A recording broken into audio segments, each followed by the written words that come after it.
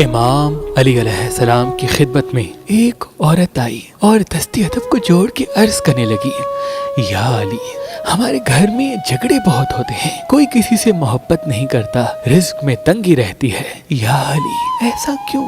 بس یہ کہنا تھا تو امام علی علیہ السلام نے فرمایا، اے عورت بتاؤ، جب تم اللہ کا رزق پکاتی ہو تو کچھ گرتا تو نہیں؟ اس عورت نے کہا، ہاں یا علی، جب میں دودھ ابالتی ہوں تو وہ تھوڑا سا گر جاتا ہے، بس یہ کہنا تھا تو امام علی علیہ السلام نے فرمایا، اے عورت یاد رکھنا، جب اللہ کا دیا گیا رزق گرتا ہے اور گر کے چلتا ہے تو اس سے گھر میں بے سکونی، جھگڑے، نفرت اور رزق میں تنگی پیدا ہوتی ہے۔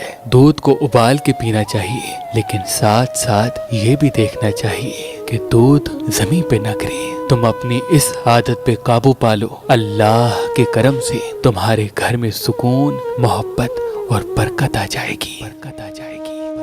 اللہ کے ولی حضرت شاہ شمس تبریز نے فرمایا کہ جب سورج کی روشنی انسان کے ہاتھ میں پہنے ہوئے پخراج کو لگتی ہے تو اس کا اثر انسان کے دماغ پہ ہوتا ہے، اور یوں انسان میں محنت کرنے کا جذبہ اور آگے بڑھنے کی تڑپ پیدا ہوتی ہے۔ تبھی اس پتھر کو شہرت کا پتھر بھی کہتے ہیں۔ تو ابھی ہماری ویب سائٹ مہربانی.com پہ آئیں اور یہ پتھر حاصل کریں۔ آپ اپنا لکی پتھر ہماری اپلیکیشن جو گوگل پلے اسٹور اور آئی فون ایپ اسٹور پہ موجود ہے ان سے بھی حاصل کر سکتے ہیں۔ مزید معلومات کے لیے ہمارے نمبر پہ کال کریں۔ اللہ آپ کو سلامت رکھے، اللہ آپ کو سلامت رکھے، اللہ